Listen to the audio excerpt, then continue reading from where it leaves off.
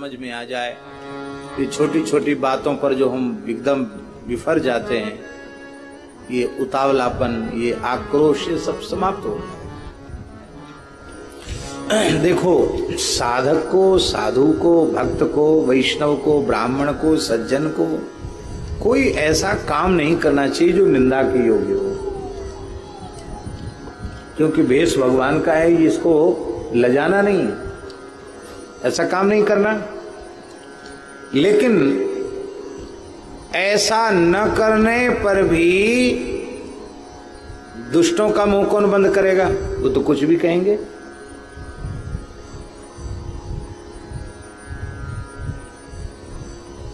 उससे नाराज नहीं होना, उनको अपने इस पथ में परम उपयोगी मानना, उनका उपकार मानना।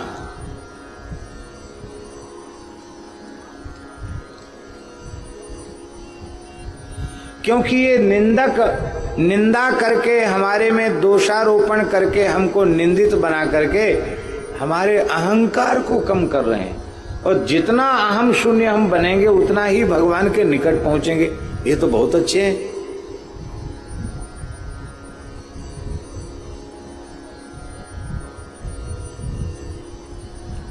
हमारे महाराज जी के पास एक महापुरुष रहते थे, भक्तमाली जी महाराज के पास। वो पता नहीं, वो भी अच्छे महात्मा ही थे, पर पता नहीं उनके दिमाग में क्या आया, वो महाराज जी की ही बहुत बुराई करने लग गए। और महाराज जी की भी बुराई किससे? सुदामा कुटी की घटना है, पूज्य श्री सुदामा दास जी महाराज से। जाने क्या क्या कहने लगे।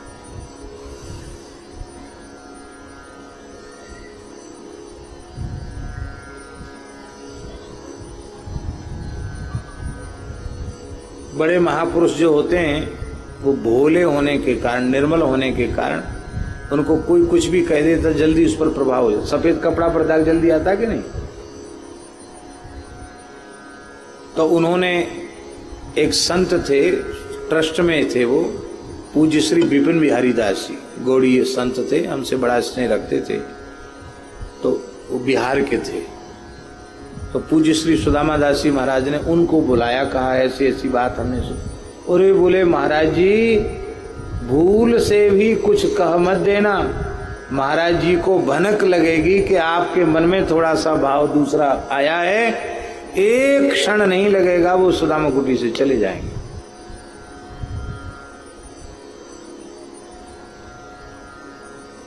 आपको ये सब बात कही किसने?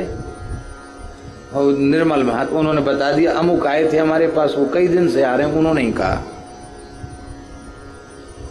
अरे वो तो महाराज जी के पास रहते, महाराज जी उनकी बहुत सेवा करते हैं।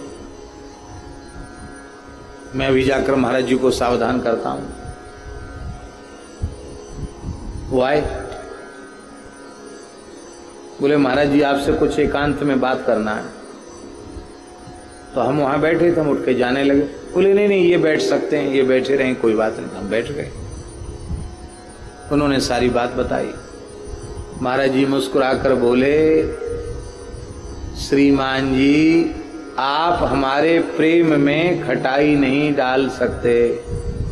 अब तक उन महापुरुष को दूध मलाई जो दी जाती थी, अब वो दुगनी कर दी जाएगी, क्योंकि वे ही हमारे सच्चे हितैषी हैं।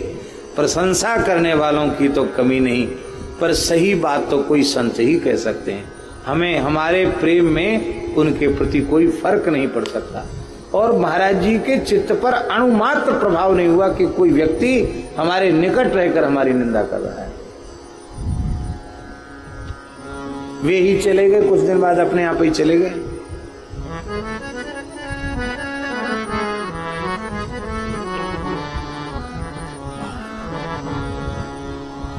महापुरुषों का जीवन ऐसा होता है।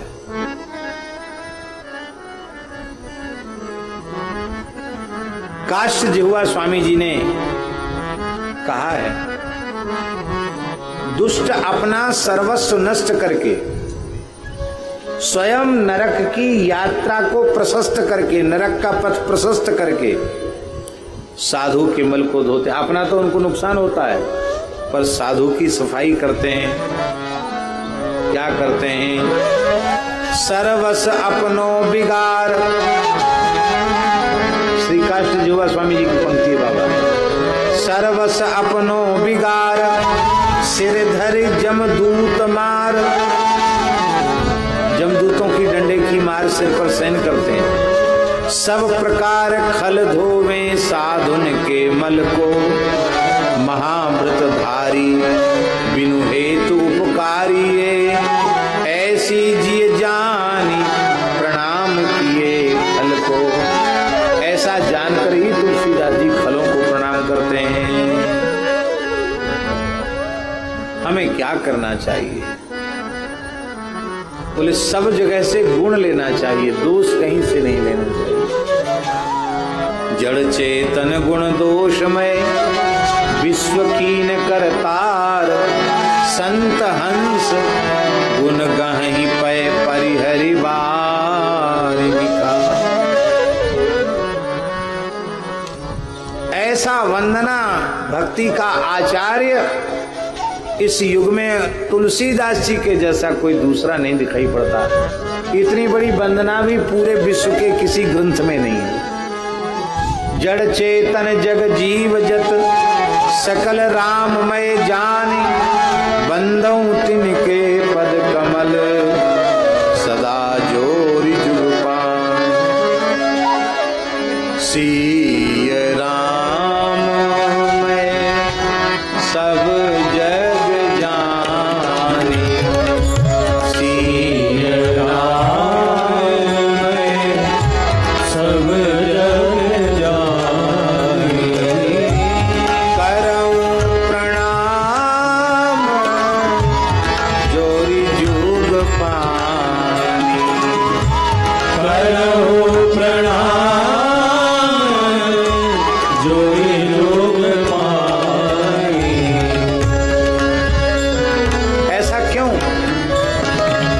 स्वामी जी के जीवन में विलक्षणता क्यों है?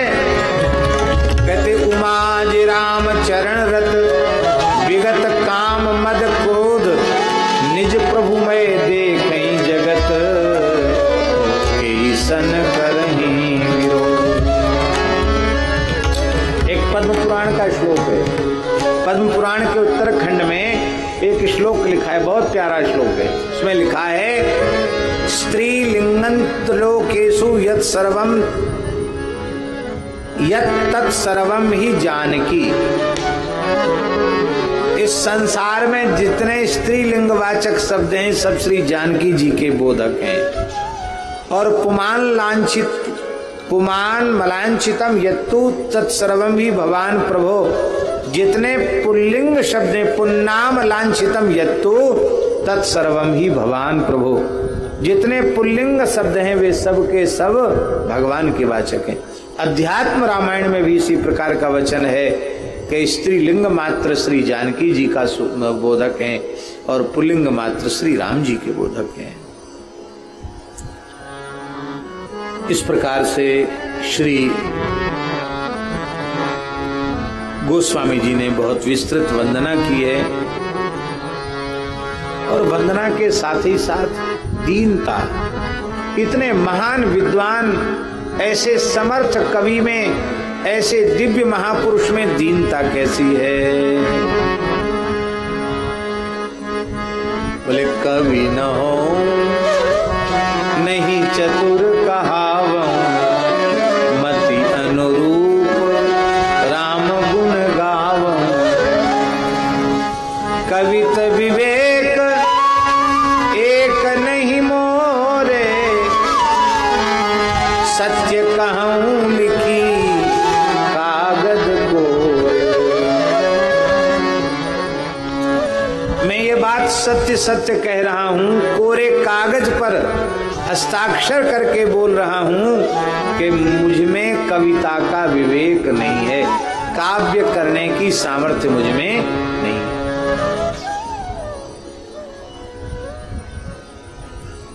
परम श्रद्धे पूज्य गुरुदेव आचार्य श्री कृपा शंकर जी, अयोध्या वाले महाराज जी, एक बहुत अच्छी बात कहते थे। वो कहते थे कि हमारा न्यायालय में कोई भूमि संबंधी विवाद था और उस अपने जमाने के भारतवर्ष के सबसे श्रेष्ठ रामायणी थे पूज्य आचार्य श्री कृपाशंकर जी। अंतिम क्षण तक अयोध्या जी में विराजे और जीवन भर पढ़ाया उन्होंने। मानस जी पढ़ाते थे, श्रीमद् भागवत पढ़ाते थे, श्रीमद् वाल्मीकि रामायण पढ़ाते थे। इस दास पर भी उनका बहुत वात्सल्य था, बहुत कृपा थी। तो उनके जीवन की घटना हम सुना रहे हैं। एक भूमि संबंधी विवाद न्यायालय में था और वो राम कथाओं में व्यस्त रहते थे। तो वकील नियुक्त कर दिया जाता ना, वकील खड़ा कर देते हैं, तो वकालतनामा लिखना पड़ता है, कुछ लिखना पड़ता है। तो वकील आया, उसने कोरा कागज सामने रखा, बोले आचार्य जी इस पर हस्ताक्षर कर दो। उन्होंने किस पे तो कुछ लिखा नहीं, कोरे कागज पर हस्ताक्षर करा रहे हो। लोग कहते ना कोरे कागज पर हस्ताक्षर करना, नीचे पता नहीं क्या लिख दे। बोले नहीं कोरे कागज पर हस्ताक्षर करा, बोले हाँ कोरे कागज पर हस्ताक्षर करा रहे। क्यों? क्योंकि न्यायालय की भाषा क्या है ये तो आप पढ़े नहीं है। आप व्याकरण पढ़े हो, भागवत भक्तमाल सब पढ़े हो, पर कानून की भाषा तो आप नहीं पढ़े हो। कानून की भाषा हमने पढ़ी है। तो हस्ताक्षर तो होगा आपका और मसौदा लिखेंगे हम, पर मसौदा हमारे लिखने पर भी हमारा लिखा हुआ नहीं माना जाएगा। आप न्यायालय में कोई आवेदन देते हैं तो नीचे आपका आवेदक में हस्ताक्षर होता है। भाषा किसकी होती है?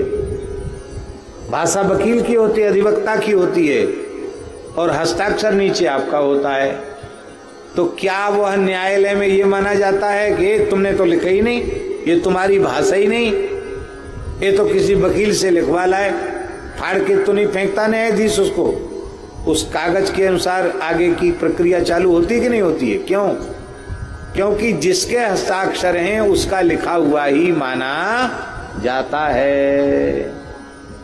गोस्वामी जी कह रहे बस यही बात है हमारी।